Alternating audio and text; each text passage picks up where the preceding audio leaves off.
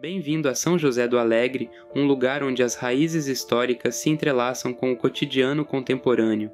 Antes de mergulharmos na fascinante jornada que deu origem a esta cidade, vamos explorar as paisagens, as tradições e os elementos que definem a identidade única deste município, pelas ruas que testemunharam séculos de evolução, pelos campos que presenciaram a construção de uma comunidade, convidamo-lo a descobrir a essência de São José do Alegre.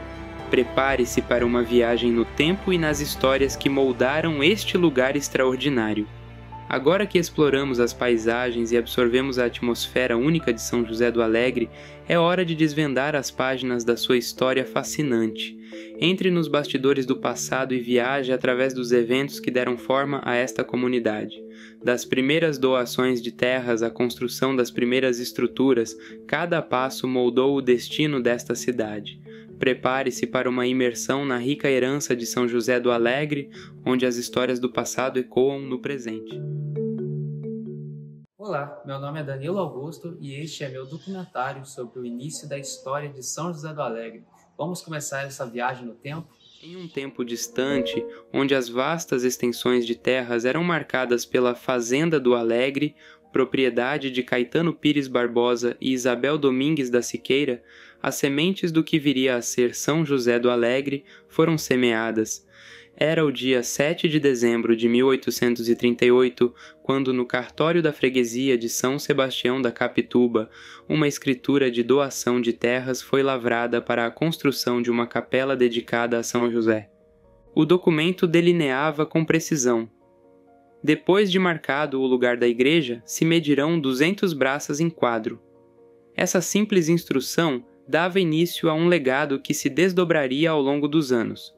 O patrimônio assim estabelecido começou a atrair moradores, dando origem a um pequeno arraial que, com o tempo, se transformaria em algo maior e mais significativo. A história ganhou um novo capítulo em 1872, quando o município de Cristina foi criado, abrangendo toda a região. Em 10 de julho de 1876, as terras do Alegre foram elevadas à categoria de distrito, permanecendo sob a jurisdição do recém-formado município, conforme estipulado pela Lei Provincial nº 2281. Essa decisão, referendada por um decreto do Governo Provisório da República, delineou o curso do desenvolvimento futuro. A mesma legislação que criou o distrito também deu origem à paróquia, embora seu reconhecimento canônico tenha sido uma conquista que se concretizou apenas neste século. A freguesia dos Alegres, como era então conhecida, passou a integrar o município de Pedralva após sua emancipação em 1887, mantendo essa conexão até a década de 50. Assim, as raízes profundas e os eventos marcantes moldaram São José do Alegre ao longo do tempo, e cada capítulo dessa narrativa contribuiu para a construção da cidade que conhecemos hoje. Este é apenas o começo de uma jornada que nos levará a desvendar os segredos e descobrir as histórias entrelaçadas que fazem desta comunidade um lugar verdadeiramente especial. Primeiros avanços na comunidade. Em 1880, com o crescente aumento da população, testemunhamos a fundação da primeira escola, sob a liderança do professor, escritor, poeta e ator teatral Antônio Domingos Pereira Filho. Ele foi o pioneiro de uma série de educadores notáveis como Laura Pereira, Francisco Teixeira Martins, Azarias da Fonseca, Romeu Venturelli, Dina Venturelli de Faria, Antonieta Duarte Maria Noronha, Maria Aurora de Almeida, Ana Ribeiro Mota, Maria José Mota, Clarinda de Almeida e Araci Fabris. Nesse período, uma pequena fábrica de farinha de mandioca e polvilho, de propriedade de Inácio Lopes Siqueira, já estava em operação. Ele, visionário, inventou uma máquina para aumentar a produção, conhecida como Máquina Siqueira, patenteada com a aprovação e o selo do Imperador Dom Pedro II, em 1889. À medida que o novo século se anunciava, o distrito, agora denominado São José do Alegre, vislumbrava novas perspectivas. Isso se intensificou com a chegada de Rafael Bianchi, um forasteiro que, após fixar residência aqui, liderou movimentos para melhorar as condições de vida da comunidade, Rafael Bianchi trouxe benefícios significativos, como água canalizada, luz elétrica, telefone, cartório, cinema e a fundação da primeira banda de música, tudo isso nas primeiras 2 décadas do século.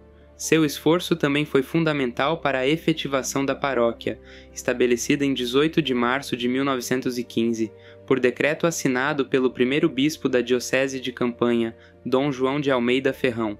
Para a instalação definitiva da paróquia, uma nova igreja foi construída no mesmo local onde existia a antiga capela, erigida por José Mariano Machado. Em 1914, Rafael Bianchi doou os 2 primeiros sinos. Nesse período, também testemunhamos a formação do primeiro time de futebol, o Ideal FC, fundado em 1915, com Deolindo Daniel de Carvalho como técnico. Em 1920, surge a Farmácia São José, pioneira no gênero, liderada por James William Fabris. Um ano depois, o primeiro automóvel, um Ford Bigode, propriedade de José dos Reis, marcou presença. O primeiro consultório dentário foi estabelecido por Dionísio Gonçalves de Carvalho. Essa época foi marcada por notáveis cidadãos que dedicaram seu esforço para aprimorar a localidade.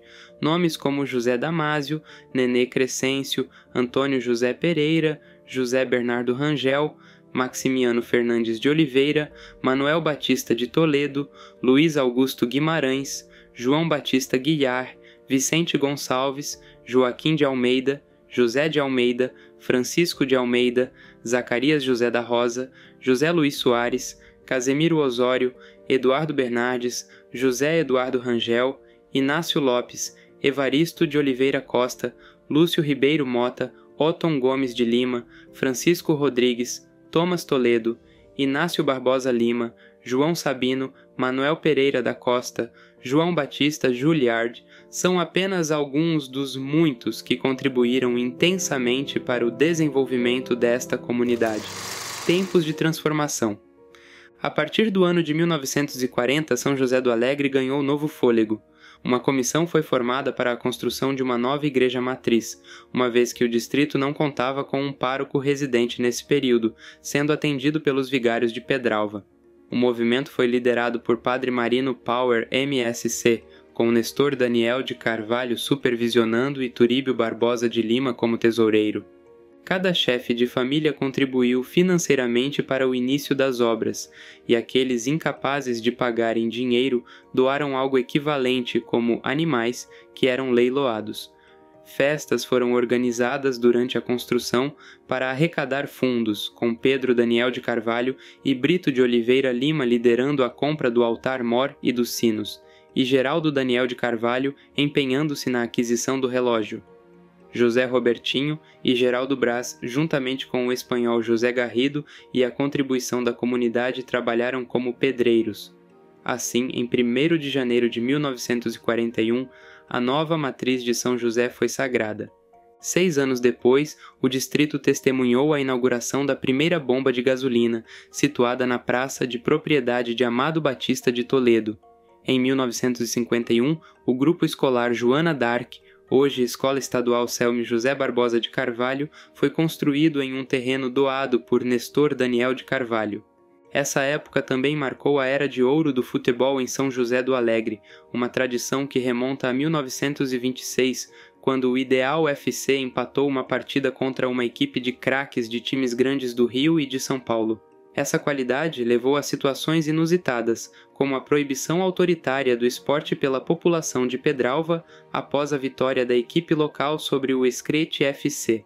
A situação só foi normalizada com uma habeas corpus concedida pelo juiz de direito de Itajubá, Dr. Luiz Renó.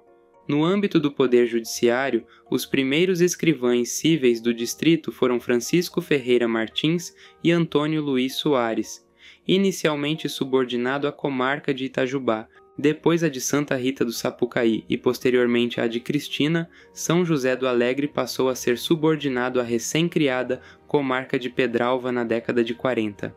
A falta constante de assistência médica era um desafio para a população, sendo necessário recorrer aos profissionais das cidades vizinhas devido às más condições das estradas e à escassez de veículos.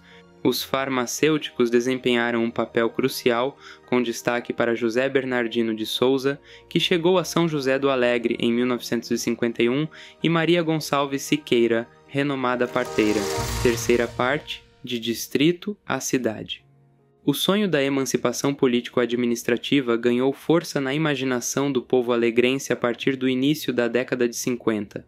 A eleição de Nestor Daniel de Carvalho como vice-prefeito de Pedralva foi um marco, aliado ao apoio do chefe político da cidade vizinha, comendador Mário Goulart Santiago, e do deputado federal José Rodrigues Seabra, que simpatizava com a causa. Formando uma comissão, os alegrenses José de Oliveira Costa, Nestor Daniel de Carvalho e Geraldo Daniel de Carvalho, juntamente com o deputado, dirigiram-se a Belo Horizonte para buscar apoio junto ao então governador Juscelino Kubitschek. Com o sinal positivo dele, um projeto de lei para a criação do novo município de São José do Alegre foi encaminhado à Assembleia Legislativa. Desafios e conquistas na transição. Temendo a resistência de forças contrárias, Geraldo Daniel de Carvalho e Amado Batista de Toledo enfrentaram a experiência única de voar pela primeira vez em suas vidas, viajando para a capital para acompanhar de perto a votação do projeto. Testemunharam o exato momento em que o distrito se transformou em município, marcando um marco histórico em 12 de dezembro de 1953. Contudo, a presença dos alegrenses não impediu que o novo município começasse sua jornada com desafios, perdendo mais de 1/3 do território inicialmente estabelecido. Bairros da zona rural, como Paulino Paixão, Cubatão e Sertãozinho, originalmente destinados a São José do Alegre, foram anexados ao município de Pedralva por uma manobra política.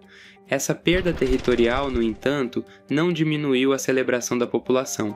Após um telefonema de Belo Horizonte, a cidade inteira se entregou à alegria e aos fogos de artifício. Finalmente, a antiga freguesia dos Alegres tornara-se autônoma em suas decisões. Em 21 de dezembro de 1953, São José do Alegre recebeu um telegrama escrito à mão pelo então presidente da República Juscelino Kubitschek, dizendo cordiais cumprimentos de boas festas, votos felizes ano novo, Juscelino Kubitschek, presidente da República. Transição para a autonomia. Para organizar a administração do novo município de Minas Gerais, Lélio Joaquim Seabra foi nomeado intendente. Convocadas as primeiras eleições em 1954, a união dos políticos das legendas PSD e UDN resultou na eleição de Nestor Daniel de Carvalho como prefeito e Ivo Pereira Costa como vice, em que foi-lhe concedido um diploma em 6 de dezembro em 1954. De prefeito do município de São José do Alegre. Empossados em 31 de janeiro de 1955, permaneceram até 30 de janeiro de 1959.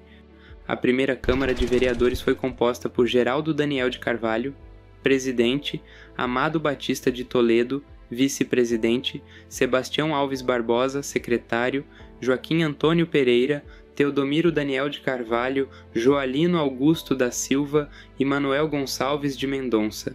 Iniciava-se assim a primeira era da política alegrense, marcada por grandes desafios. O município foi estabelecido com muito esforço, enfrentando a escassez de recursos financeiros. Durante esse governo construiu-se o Jardim Central, substituindo o antigo destruído por ervas daninhas. A terra teve que ser removida, alcançando uma profundidade de quase 80 centímetros, transportada por carros de boi. A compra de mudas de árvores foi financiada à municipalidade por Brito de Oliveira Lima. Além disso, a parte baixa da cidade foi plainada. Outras realizações do primeiro prefeito de São José do Alegre incluíram o calçamento da praça em volta da Igreja Matriz, a iluminação da Rua de Cima, a construção da Ponte do Pinhalzinho, a abertura de estradas rurais, atendimento médico periódico através do Dr. Luiz Bustamante e a notável introdução do primeiro aparelho de TV na cidade em 1957, instalado por Amado Batista de Toledo em seu estabelecimento comercial. Em 1959, Ivo Pereira Costa concorreu à eleição, tendo Nestor Daniel de Carvalho como vice. Eleito, concluiu o novo jardim e construiu a Escola Rural do Fundão. Esses primeiros passos marcaram a trajetória do município em direção à sua autonomia e desenvolvimento. Nestor Daniel de Carvalho foi o primeiro prefeito de São José do Alegre e fizemos uma entrevista com a neta do Nestor, que ela vai nos contar as histórias que ele tem sobre o município. E para essa entrevista, eu contei com a ajuda do secretário municipal de Cultura e Turismo, José Augusto, que me ajudou a fazer as perguntas para a neta do Nestor.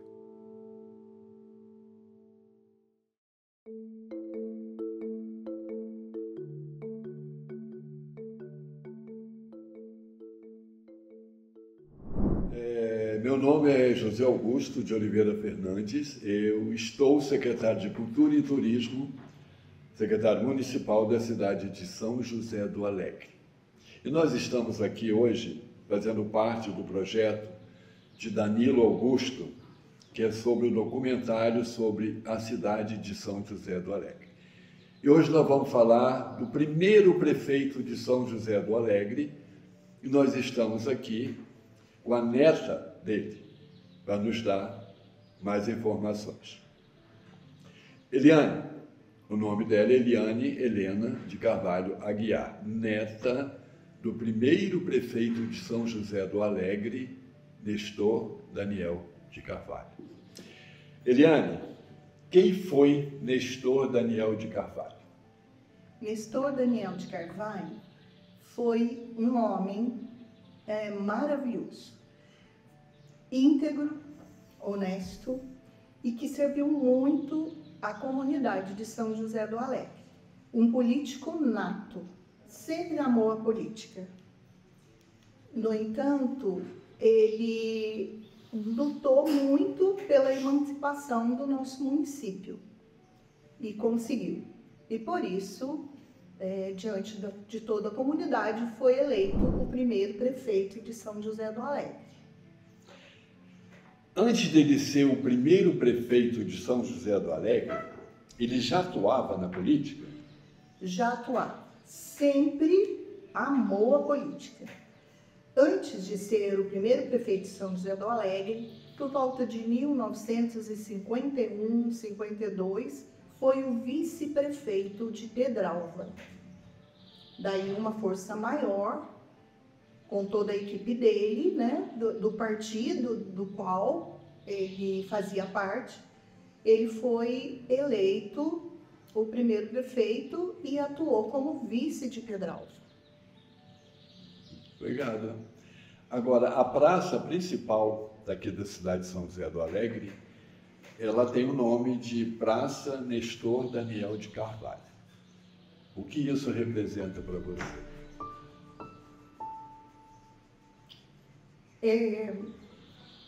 Representa muito. Eu acho que é uma homenagem justa, digna, de um homem que quis, né, e sempre lutou e fez por uma cidade, não digo grande, mas uma cidade a qual fornecesse tudo de melhor aos seus moradores. Agora, a escola municipal, ela tem o nome de Escola Municipal Coronel José Barbosa de Carvalho. Quem foi o coronel? O coronel José Barbosa foi o pai do Nestor Daniel de Carvalho. Quando ele veio, né, a família era uma família do exterior e eles vieram para o Brasil e logo o meu bisavô morava em Cruzeiro, de Cruzeiro ele veio para Natércia, onde o meu avô sempre brincava, porque ele era de Natércia, ele nasceu em Natércia, o senhor Nestor. Então ele falava, esse povo de Santa Catarina, porque na época Natércia chamava-se Santa Catarina. Ele falava, esse povo de Santa Catarina, e ria muito. Então ele nasceu lá. E o coronel era um homem de muitas posses, só que ele faleceu muito novo. E diante disso, todas as terras, né, foram divididas entre os filhos. Isso tudo aqui era dele? Tudo era dele. Isso, tudo era do coronel. e aí ele dividiu entre os filhos. Inclusive essa casa onde eu moro hoje é do senhor Nestor Daniel de Carvalho, né? Foi herança do coronel, eram terras do coronel. Assim como nessa mesma rua o meu avô tinha um irmão, né, o tio Cuta, que é o José Olímpio de Carvalho. A casa onde a filha mora hoje, a Conceição, que todo mundo conhece que como a Negra, irmã do Rapel, era do coronel essa casa. Então ele começou a dividir as terras, né? Os filhos, na realidade não o coronel, os filhos dividiram as terras e cada um ficou com uma parte. E aí o meu avô ficou com essa parte toda onde é a da escola. Ia até fazer a divisão com a irmã dele, que é a dona Ica. Então toda essa parte, campo de futebol, até mais a várzea lá embaixo era do meu avô. E a minha avó, ela foi a primeira mulher de São José do Alegre a se formar normalista na época. E ela sempre gostou muito de dar aula. No entanto, ela foi uma das primeiras professoras aqui e dava aula quando era só do sexo masculino, as aulas eram dadas nas casas. E o pai dela, que é o senhor Joaquim, ele tinha uma mercearia. Então, atrás da mercearia, ele construiu os bancos e a minha avó dava aula lá. E, a pedido da minha avó, meu avô, então, construiu a escola atual hoje, Coronel José Barbosa de Carvalho. Muito legal. A educação do município, né, já tem mais de 100 anos e ela passou por várias denominações. E assim foi. Construiu as escolas, a primeira, a segunda, a terceira e a quarta sala é a construção que ele fez lá quando ele doou esse terreno e começou a construção da escola. E lógico, nossos alunos hoje, nós temos um total de aluno maior que antigamente, então a escola foi tendo ampliação. E a escola, ela teve lá nomes, né? Sexo masculino, depois escola mista, grupo escolar Joana d'Arc, depois grupo escolar Joana d'Arc, depois de Joana d'Arc, a minha avó disse para ele: nós temos que fazer uma homenagem ao seu pai, porque esse terreno era dele. Sim. E aí passou então grupo escolar Coronel José Barbosa de Carvalho, e depois escola estadual Coronel José Barbosa de Carvalho, e depois com a municipalização, hoje ela é a Escola Municipal Coronel José Barbosa de Carvalho. Eu sempre quis saber dessa história. Por que o coronel? Quem era o coronel? E pai dele. Bem, já sabemos, né? Então, como o Nestor foi importante, né, na construção política e no desenvolvimento da nossa cidade. E para fechar essa primeira parte, conta pra gente agora quais são as suas principais lembranças do seu avô. São muitas. Eu sou a segunda neta, né? Falar um pouquinho da família do senhor Nestor. Sim. Então, a minha avó, com a família dela, morava na praça, bem em frente à nossa praça mesmo. Na casa onde mora hoje a Terezinha Almeida. A Maria Terezinha. A Maria Terezinha. A Casa Rosa. Né? A Casa Rosa. Okay. Ela tem o mesmo padrão, segue o mesmo padrão, aquelas duas janelas na frente, o alpendre e tal. E o meu avô sempre vinha passear, né? Jovem, bonito, alto, olhos verdes. E a minha avó, uma morena lindíssima. E sempre ela ficava na janela. E meu avô andando ali, não tinha praça, né? Era tipo um pasto. Lógico, tinha uma rua, assim, e eles andavam por ali. E ficou de olho na minha avó. E naquela época não se namorava, né? Já gostava, ou já olhava pela janela e já gostava. E assim, né, eles se casaram, um casal muito bonito, e dessa união nasceram os filhos. Assim, os filhos que vingaram são 6 e os outros não conseguiram, né? Duravam até um ano e pouquinho e depois faleceram.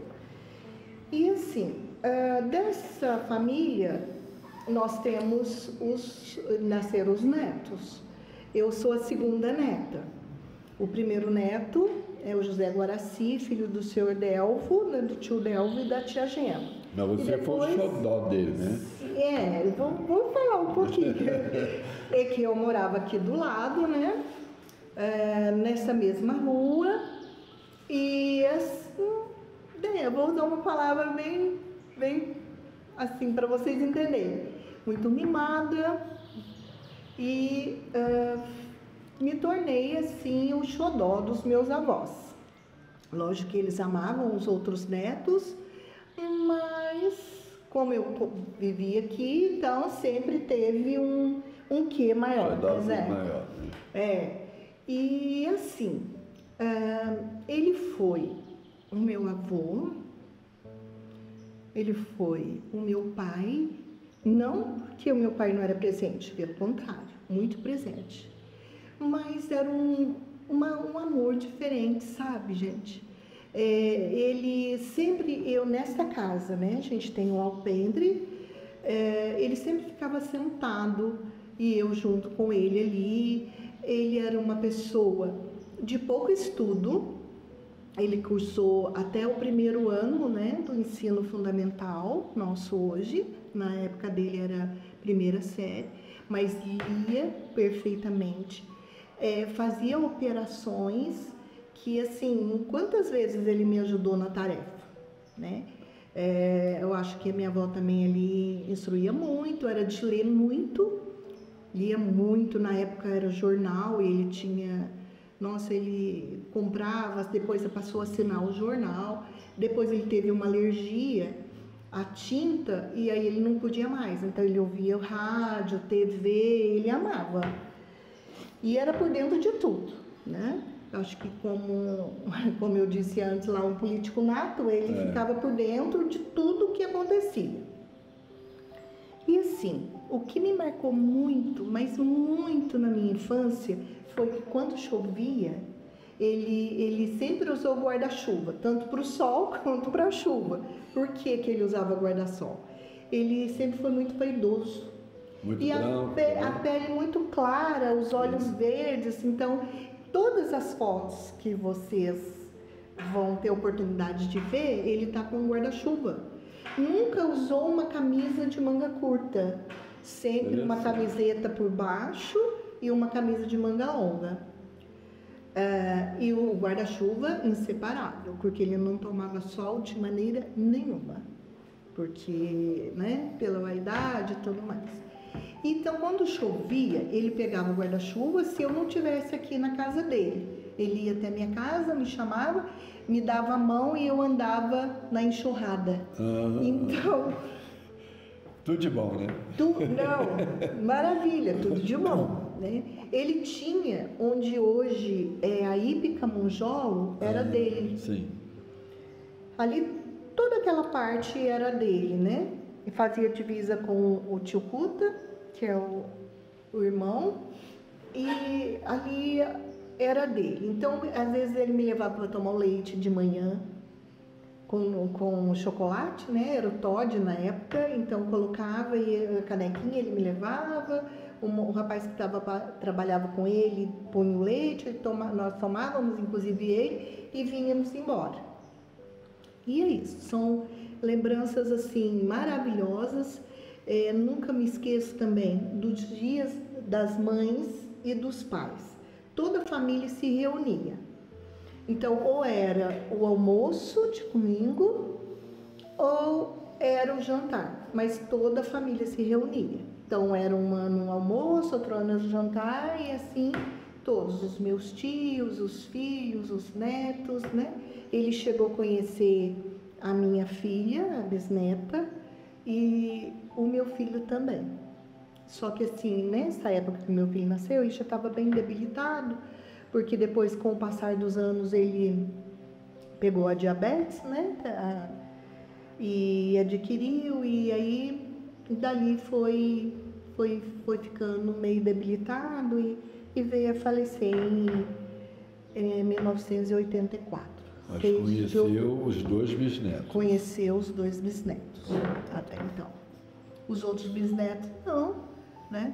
E assim, ele era simplesmente uma pessoa, além de um político nato, ele era muito conselheiro. Aqui a política sempre foi muito, mas muito acirrada. Então eram 2 partidos. Então quem era do partido dele era fiel e quem era do outro, não se misturavam.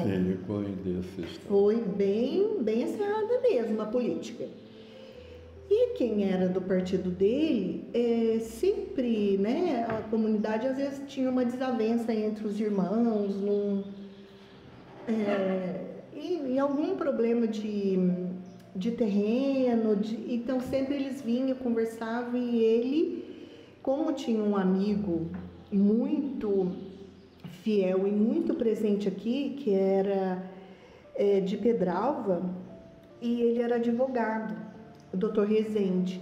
Então, tudo que precisava, ele comunicava ao Dr. Rezende diante da situação, o Dr. Rezende orientava e ele repassava. Conseguia conversar. Às vezes conversava com um, não se ajeitava, ia, conversava com outro, às vezes mandava chamar, as pessoas vinham. E eram situações que eles não resolviam entre eles. Isso, né? Entre eles. E assim, muitas vezes o meu avô conseguiu resolver.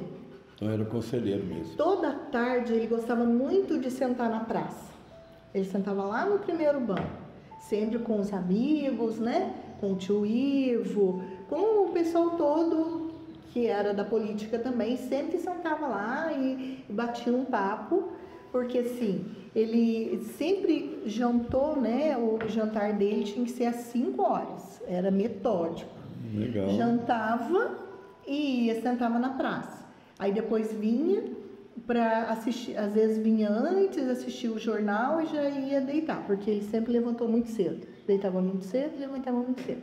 Quando a minha avó faleceu, ele resolveu desfazer de muita coisa, e então ele vendeu para o senhor ali dos montes em Pedralva, onde eles plantavam cana. E quando ele foi para vender, né, para o Zé Montinho, que todo mundo conhece, era chamado dessa forma, ele falou: não, eu quero vender toda a minha área para que dê emprego para a população de São José do Alegre. Eu já pensava. E ele plantava cana, e depois cortava cana, e aí meu avô desfez lá.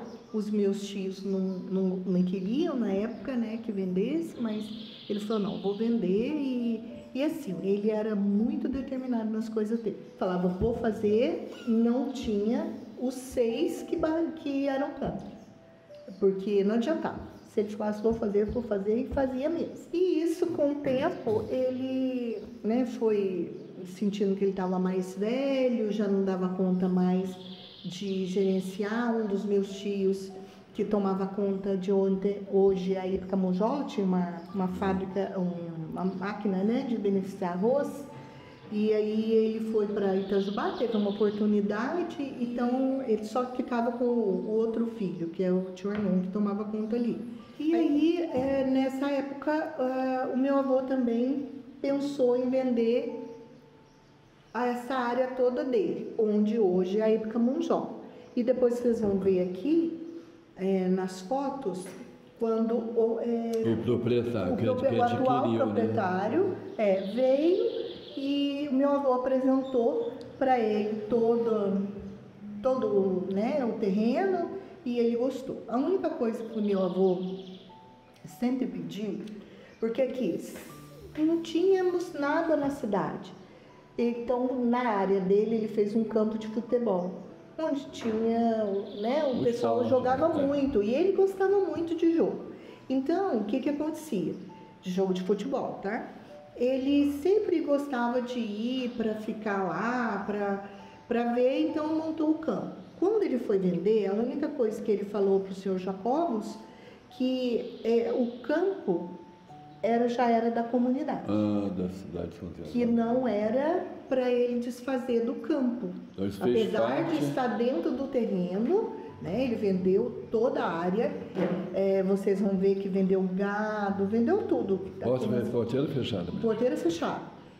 Mas ele pediu que respeitasse, que deixasse a área do campo para a comunidade.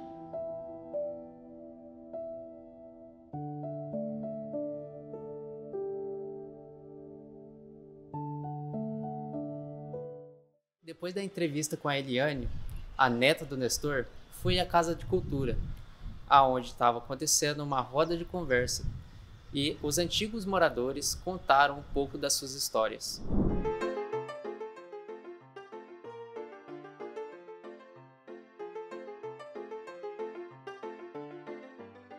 Então, minha infância foi humilde, né? Começada lá no bairro dos Machados, né? Eu fiz primeiro ano lá na roça, e como eu era uma aluna já mais aplicada, eu não pude ficar mais na zona rural. Tive que vir estudar aqui, né? O grupo escolar só tinha 2 salas, do 2º ano e do 4º ano. Eram pouquíssimas crianças, e isso me guardou muito, porque eu era uma criança, uma menina que não saía muito de casa, né? E quando eu vinha para cá, para mim tudo era alegria, né? E eu ia na escola, era muito bom. E minha 4ª série foi feito na casa do senhor Guidão, casa do seu pai, que era uma sala, nós não tínhamos lugar para nós estudar na 4ª série. Para mim foi uma saudade muito grande, que a gente, quando vem lá da roça, é uma distância, a gente sente fome, né? Então a mãe dela fazia uma sopa que até hoje eu sinto o cheiro. Isso foi que gravou na minha infância aqui de São José do Alegre. E andar na praça. A gente andava tanto lá na roça, mas a gente queria andar aqui na praça de São José do Alegre. Era uma tanta simplicidade que a gente era feliz e não sabia. Depois foi crescendo, né? A gente foi ficando jovem, né? E não participava muito das coisas, não. Era só vir na igreja, na missa, né? E quando tinha parquinho, né? A gente gostava de vir para a gente ouvir as músicas que alguém oferecia para a gente. Isso era muito bom. Eu fui criado com meus avós, né? E nem tanto que a lembrança que eu tenho, que meu avô tinha um cavalo branco, então ele vinha aqui no Alegre, eu vinha de garupa, garupado, na garupa do meu avô. Ficava na casa da minha avó Alzira, que era mãe do meu pai, morava ali onde eu moro, é Cristina. Né? Ali eu posava, ficava ali, brincava, né? E assim foi por adiante. Depois eu fui para a escola com 7 anos. A minha primeira professora foi Geralda Rosa de Mendonça, primeira professora. E meu avô levou eu na escola. A escola era uma sala, um banco comprido, não tinha lousa, era uma coisa de pedra, assim, sabe? Ainda pedra, assim, um negócio de pedra, e tinha um lápis que escrevia, certo? E uma mesa grande, quem ia fazer ditado, por exemplo, o ditado que fazia, ficava na mesa. Quem ia ler leitura, ficava sentado. É o banco, né? Carteira não, banco, entendeu? E por aí foi que eu aprendi. Uma professora muito boa especialidade mesmo. Aí foi que eu aprendi até o meu 3º ano. Do 3º ano, aí eu fiz o 4º ano com outra professora, certo? Uma professora que não era a dona Geralda. Agora eu esqueci o nome dela, agora, Sue, entendeu? E aí eu fui até os 12 anos. Aos 12 anos, a minha professora, que era Geralda Rosa, ganhava neném e eu ficava dando aula no lugar dela, com 12 anos. 12 anos eu ficava dando aula, durante os 3 meses de dieta dela, tá? E por aí eu fui tomando assim, uma pequena prática das coisas de criança, entendeu? E daí eu saí da escola. Eu queria estudar mais, meu avô não deixou. Naquele tempo, moça não podia estudar, não, né? Não podia sair, só escrever, só não podia estudar. E daí, por aí, até a idade minha que eu cheguei de jovem, né? Daí parou. Depois já fui outra vez. Pode começar? Aí eu não tive infância. De pequena, a gente só, eu paijava meus irmãos, e negócio de tratar de arrancar inhame, tratar de porco, correr atrás de bezerrinho para trazer eu no paió, e pisar em bode de vaca, em tempo de frio não tinha sapato, pisar na bode de vaca quentinha para poder esquentar o pé. Assim foi indo, né? Mas aí a minha vida não tive infância, não. E meu pai não me deixou estudar, disse que mulher não podia aprender a ler. Ela leu o que presta e o que não presta, então não podia ler. E que namorar não deixou namorar também não lembrei nada. Casei sem namorar, porque não namorei nada, então não tive nada não. E aí foi indo, né? Até quando eu casei eu já tinha quase 21 anos. Então, mas era ir para a roça, todo dia, 4 horas da manhã, o galo cantava 3 horas, cantava 3h30, cantava 4 horas, o pai contava as veias. Chegava 4 horas, chamava eu para fazer almoço. Lá você tinha que botar lenha no fogão, né, acender o fogo, e na bica d'água, pegar as coisas, não tinha água dentro de casa, não tinha nada. Aquele medo que a gente tinha, né, cheguei lá de lobisomem, né, lá no escuridão, mas aí nós estávamos pelejando, fomos indo. Aí depois, aí depois aí o Irineu, né, aí ele mandou, mas que estava trabalhando lá em São Bernardo do Campo já, mandou avisar se eu queria casar com ele, né. Aí eu fiquei pensando, mas ele é tão feinho, tão miudinho, perninha, cabinho de rei, ainda falei isso ainda, igualzinho ainda. Ai, meu Deus, secretadinho dele mesmo. Então aí eu aceitei, falei, não, eu estou cansada de estar na roça já, não vou sair da roça. Aí aceitei, sem namorar, sem gostar, sem nada, casei. Deu certo. E vivimos 37 anos. Bem. Graças a Deus, e 37 anos, aí ele morreu, e pronto, acabou a minha história. Eu tinha 7 anos. Aí lá tinha um professor, e meu pai pegou e falou assim, essas crianças ali, tinha mais 2 irmãs, tem que ver se arrumou as crianças, vamos arrumar o professor. Arrumou. Aí ele começou a dar aula, sabe? Mas, cortando um pouco a conversa, ele foi até num certo ponto. A minha avó tinha muita confiança em mim, e eu, toda a vida, sempre os meus olhos foi bom, sabe? Aí eu gostava muito de soltar as coisas. Aí a minha avó falou para mim assim, que nós não aprendia, a menina não aprendia, ninguém aprendia nada. Aí ela pegou e falou assim, ô Sartinho, perguntava para você, o professor chamava Inácio, o que o Inácio faz? Você não aprende nada. Todo mundo não aprende, essas outras meninas também não aprendem.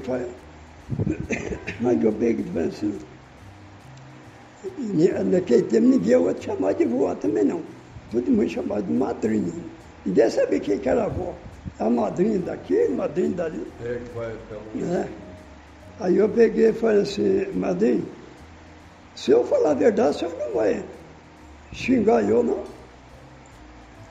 Eu falei, não, eu quero que você fale a verdade mesmo. Eu falei, então, eu vou falar que o professor não serve, não. Até gostar muito das meninas. Aí eu não precisava até falar mais nada, né? Aí ela pegou e falou pro meu pai, manda o professor embora. O jeito que o Zartinho falou, não precisa falar mais nada. Aí mandou ele embora, né? Eu não sabia nada. Nossa Senhora. Não sabia nada. Aí eu peguei, eu tinha 2 cunhadas, estavam lavando roupa, eu fui lá no lavador de roupa, falei, escuta, escreve o primeiro nome meu, só a primeira letra. Aí ela escreveu, né? Ela escreveu Z. Falei, por aí eu já pego. Aí ninguém mais me ensinou. Por ali eu fui. Eu fui estudando de cabeça mesmo, e vá que vá. Havia um papelzinho assim, eu pegava, ia pelejando, fui descobrindo. Eu não sei com pontuação, mas aprendi a fazer contas, nem professor nenhum. Aprendi tudo de cabeça. Eu trabalhei de carapina, depois fiquei mais... Aí já estava Aí jovem. eu trabalhei de carapina, eu fazia planta de casa, contar quantos tijolos gastavam na casa, fazia tudo. Eu aprendi a fazer jacá, podia fazer quase tudo na vida. Depois começou a fazer a praça, aí aplainaram tudo e começaram a fazer os primeiros canteiros. Fizeram tudo, aí fecharam a praça inteirinha de arame. De arame, por quê? Porque aquela rua de baixo, Dom Ferrão, era caminho de boi. Saía do Legário, passava por lá e ia para o Pedrão. E o que eu fazia com a minha irmã? Era tudo fechado lá. Nós arrancamos o arame da cerca em frente de casa, porque do lado de lá tinha um armazém. A gente, para não dar volta por baixo ou dar volta por cima, a gente arrancou o arame dali e passava. E enfiava por baixo de cerca de arame para ir no armazém. Aí um dia o Vicentinho olhou e falou assim, mas só pode ser que as negrinhas. E justamente era eu, Bacoinha. Nós arrancamos o arame da cerca, daqui de frente de casa, e retinho lá na parte do armazém. E a mamãe mandava a gente buscar as coisas, a gente passava na cerca de arame e ia lá comprar. Aí o que acontecia? Apanhava, porque o homem na porta de casa contava para a minha mãe que a gente tinha feito aquilo. Aí o papai chegava de tarde, coitado, passava a mão na cabeça. Não pode, minha filha, você sabe sua mãe como é que é. Ela fecha a boca que eu estou educando elas. Educava na pancada. Pode, né? Então, eu falo assim, eu cresci apanhando, estudei, minha infância foi, graças a Deus, foi ótimo, que eu brinquei, fiz tudo que tinha que fazer na infância, pulei corda, apanhei na escola, bati na escola, fiz tudo. Aí depois cresci, eu fui jovem, aí quando a dona Ivanilde falou, ia namorar na praça. Descia da igreja, ficava dando volta aqui atrás da roda, né? E os rapazes de lá e de cá, e a gente só sondando quem que era para conversar, né? Então, foi uma coisa assim, eu fui feliz. Eu fui feliz. Eu tinha 6 anos, eu ia completar 7, e aí tem uma parte triste aí que eu tenho que falar, porque isso eu não esqueço. Aí meus pais me traziam para escola, e quando eu cheguei na escola, pequenininha, né? Era pequenininha, 7 anos, na primeira série, e já era mês de setembro, eu já estava já meio ano estudada. Aí quando eu chego lá na escola, no grupo, a dona Laura, acho que era a diretora, dona Laura, dona Gêmea, aí eu não me lembro mais. Aí eu fui estudar numa sala, a professora pôs eu numa sala, mas eu acho que eu vou até dar o nome aqui. A professora dona Daci. E a dona Daci, os bancos, era banco, e tinha um buraco, assim. E eu sou canhota. Né? A professora lá em Maria da Fé deixava eu estudar daquele jeito, e eu já escrevia até que bonitinho, já estava formando palavrinhas. Aí ela pegou e falou assim, não, na minha sala não pode ficar, tem que ser com a mão direita. E ela amarrou a minha mão, naquele buraco, amarrou minha mão. E a minha mão inchou demais, ficou vermelha, eu chorei tanto que ficou assim. Chegou de tarde, meu pai veio, ele vinha de jipe buscar. Ele chegou lá na escola, na hora que ele viu aquilo, ele falou assim, minha filha, mas eu não estou acreditando. E eles tinham assim muito luxo com a gente, eram as caçulinhas dele. Ele era um muito bom pai, minha mãe também. Aí chegou no outro dia, chegou em casa, foi uma revolta da família inteira. Aí ele chegou no outro dia, o meu irmão veio para conversar com a diretora. Aí a diretora falou assim, mas só tem uma sala de primeiro ano e uma sala de cada série, era 4. Aí ele pegou e falou assim, não, mas você não pode fazer isso com a menina, de jeito nenhum, olha como que a menina tá. Minha mão inchou tudo. Ela falou assim, na minha sala só estuda com a mão direita. Muito bom. Meu pai me tirou da escola. Fui ficar em casa o resto.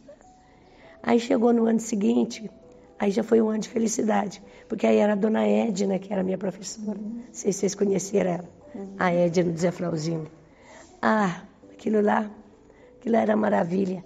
E como eu tive que repetir o primeiro ano, aí eu era ajudadora dela, porque eu já sabia as sílabas e a gente já estava juntando.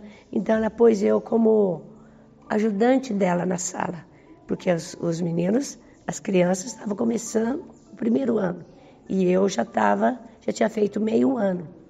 Mas aquilo lá para mim era a maior alegria. Eu falava assim, quando eu crescer, dona Edna, eu também quero ser professora. É muito bom ser professora. Eu vejo como é que a senhora gosta das crianças. Tá bom. Fui crescendo, tudo.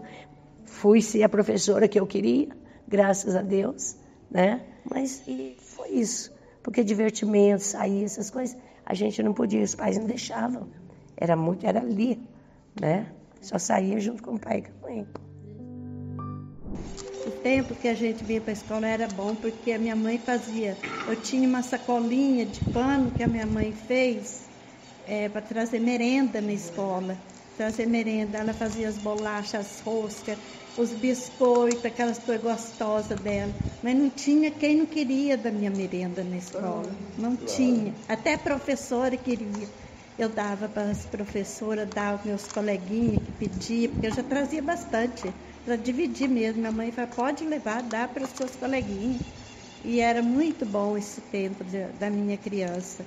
E depois a gente vinha à missa todos os domingos, né?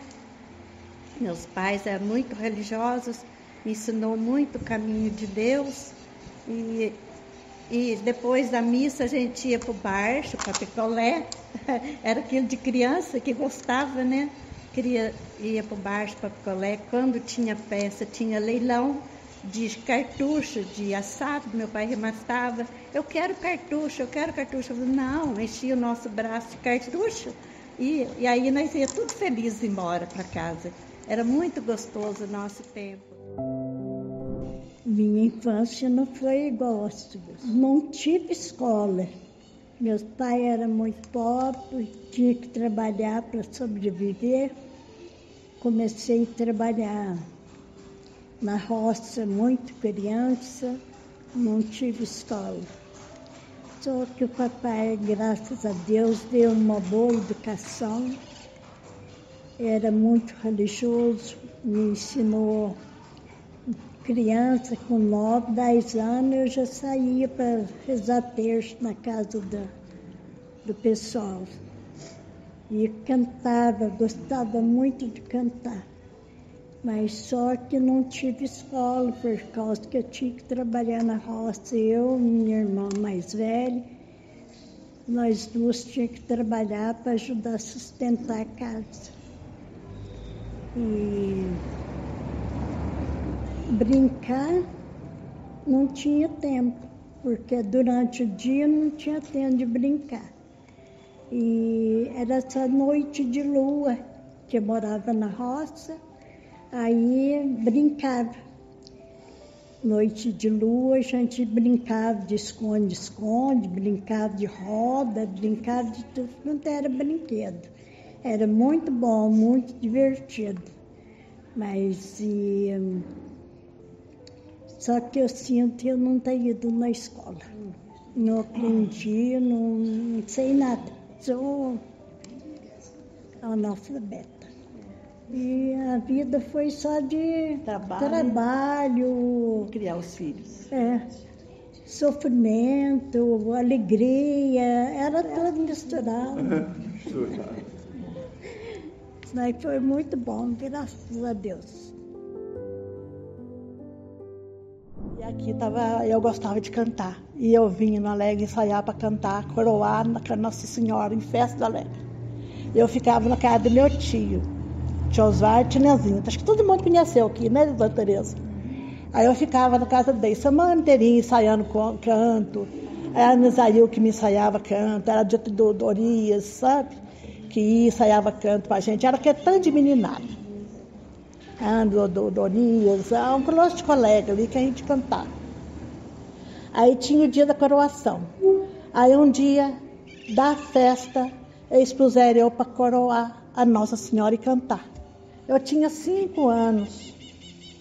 Então, eles vestiram eu de anjo, foi muito bonita, tinha cabelinho tudo cortadinho, curtinho, né? Mas ela enrolou com aqueles papelzinhos de folhinha que ela tirava da folhinha, de Sagrado Coração. Ela fazia pepelote em mim cedo, molhava meu cabelo, fazia. Ela falava assim, só à noite que nós vamos tirar. Eu ficava o dia inteirinho com o cabelo roladinho, sabe? Aí tirava, ficava tudo, que nem um anjinho mesmo. Aí punha coroa, tudo, vestido branco, tudo brilhante, bonita. Aí fui coroar. Aí coroei, cantei. Sei eu canto até hoje, que eu cantei com 5 anos. Graças a Deus. Meu nome é Helenice. Cresci na zona rural, ao lado da minha prima ali, da Maria José. Nós vivemos muita coisa. Ela na juventude e eu na infância. Vivemos juntas muita coisa. Éramos umas 30 crianças que brincávamos juntos. A gente brincou de pique-esconde, pique, pega-pega em cima de bambu. Subia no bambu, descia. Do bambu descia no barranco da estrada, que era de terra, dava a volta, ia lá na goiabeira. E o bambu envergava e saía gambá de um lado, e a gente corria de medo para o outro. E aí a gente gostava muito de tomar café na casa do tio Dito, porque a tia fazia as coisas. Ela tinha uma despensa atrás da porta da cozinha, que era a hora que ela abria, aquilo parecia que era o céu. De tanta coisa gostosa que tinha lá. E os terços fizeram parte da minha infância também, as cantigas de roda. A mamãe cantava muitas histórias pelo terreiro, tratando de porco. Ajudei a tratar de porco, ajudei a carpir arroz, ajudei a secar arroz, recolher arroz do terreiro de cimento, vira chuva, recolhe, vem o sol, põe um saco de arroz no terreiro de cimento, recolhe, vem diminuindo chuva, e sempre nessa loucura. Oi? Vinha na escola a pé, com um embornalzinho do lado. Eu não podia comer a sopa da escola, porque meu pai era considerado rico. Então eu tinha que trazer as coisas, e eu morria de vontade de tomar o mingau de aveia, que a tia Maria fazia e não podia tomar. Maria do Choroso. E aí eu fazia uma barganha, eu dava o que a mamãe mandava a gente trazer, e a pessoa que tinha direito à merenda me dava o prato de aveia para eu tomar, para matar a minha vontade. A gente fazia a troca. Era arroz doce, era broa, bolacha, bolão de fubá, né? E ele ali, o seu Exaltino, foi mais feliz, que ele tomava leite com farinha. Na época das vacas magras lá em casa, a gente tomava, era jacuba. Era água, açúcar e farinha.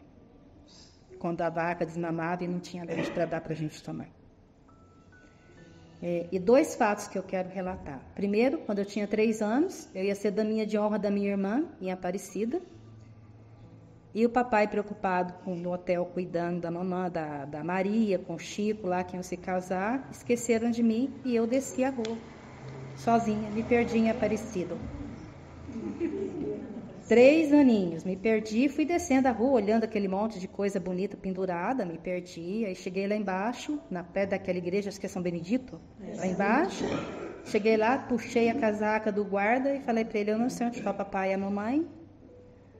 Aí ele perguntou: você sabe o seu nome? Eu falei: meu nome. Sabe o nome do seu pai? Sei. Sabe o nome da sua mãe? Sei. Aí ele subiu comigo até a igreja, chegou lá, anunciou. Meu pai estava desesperado, coitado. Conclusão: a minha irmã, até a metade da nave da igreja, entrou pelos braços do padrinho, depois que meu pai deu continuidade. E a segunda coisa que eu gosto muito de contar quando eu vou em roda de contadores é o fato de que nós somos 11 irmãos. Eu sou a caçula, e a gente vinha à missa à noite, e o papai levava as crianças. Atrás, na seleta, iam 2, e um em cada lado do pedal. Certo dia, o papai foi embora com as crianças e não contou. Me deixou para trás. Eu tinha segunda vez perdida. E aí alguém teve a ideia de anunciar na casa do Gilberto, que tinha aquele alto-falante. E aí eu me lembro até hoje do jeito que eu fiquei sentadinha no sofá, com a mulher dele me acalmando. Aí eu comi pão com mortadela, que eles tinham um armazém, né? Tomei guaraná. E ele anunciando lá, senhor Joaquim, faz favor vir buscar a sua filha Helenice, que está aqui em casa. Volta o papai para me buscar aqui. Eu ali, sentadinha no sofá, esperando o papai. Eu fui crescendo com 12 anos, até 12 anos, minha infância era, como diz, sem personalidade. Só brincava na roça, brinquedo de criancinha, de boizinho de sabugo. Depois dos 12 anos para frente, eu já cresci um pouco e comecei a criar personalidade, já fui ajudar meus pais, dali por diante, cresci até hoje. E a juventude conheceu Nazaré? Eu acho que ela que me conheceu antes. Porque a gente se conhecia desde criança. Ela contou a história e a história da minha. O que ela via na casa dela, eu via na minha. Nós não estudamos juntos, porque eu não ia estudar na Alegre, eu já era mais da roça. Então eu via ela, não sei se ela me via, eu não gostava, mas só gostava de brincar, bater bola. Aí na Alegre sofri muito com a garotada aí. Apanhava muito, mas batia um pouco também. Eu me chamo Anísio Carlos Arantes. Eu nasci aqui em São José do Alegre em 1967, então estou completando agora 57 anos. Eu sou filho da Dona Maria e do Seu José do Globo. O Seu José é o chamado Choroso. Eu morei no Alegre até mais ou menos meus 13 anos, quando saí daqui para poder estudar. São José do Alegre, então, traz essa memória, uma memória mais afetiva e do vínculo que ficou, né, com essa cidade que a gente gosta tanto, né, seria isso. Uhum. Eu acho que o que mais marca na Alegre é quando a gente encontra com pessoas e às vezes momentos e situações que não mudaram muito. Então o tempo passou e as pessoas continuam receptivas e lembram de coisas. Elas são sempre muito agradáveis, parece que a gente foi amigo a vida inteira, né? Então dá para lembrar de causos, de situações. Acho que é esse tipo de memória que é interessante de São José do Alegre. Então, aí eu lembro de algumas brincadeiras assim que eram pitorescas. Eu acho que algumas que existiam só aqui, nunca ouvi falar disso. Eles chamavam de pique de vara. Era uma brincadeira de pique de esconde. Os grandes, os maiores, né, se escondiam e os que eram menores corriam atrás com uma vara na mão e batiam de verdade. Era muito engraçado. Aqui nessa rua da minha mãe, por exemplo, aqui tinha uma horta, assim, as casas não tinham cerco, não tinha muro. Ou a cerca era de bambu, ou era uma cerca natural feita, por exemplo, de bambu. Uma cerca viva, vamos dizer. Sim. A gente ia chamar de cerca. Até o conceito mudou, né? Então, a gente brincava assim, de esconder, Na praça tinha uma coisa que eu acho assim, que é muito legal. O piso da praça, onde tem um elevado, tem uma parte da praça e tem uma parte que é mais elevada, assim, tem uns banquinhos assim. Aquele piso, ele era preto e branco. Uma faixa do azulejo era preta e a outra era branca. E a gente brincava de pular do preto no branco. Quem estava no preto, velava no... Sabe, as brincadeiras eram inventivas. Você criava regras, criava motivo para poder brincar. Tudo virava brincadeira. né? Era muito interessante isso. Agradeço a todos que fizeram esse documentário ser possível, contribuído para preservar e celebrar a história de São José do Alegre. Este é só o começo de uma série de descobertas, e qual podemos esperar para contarmos mais histórias sobre São José do Alegre. Até a próxima parada desta incrível jornada de história e cultura de São José do Alegre. Até mais, pessoal!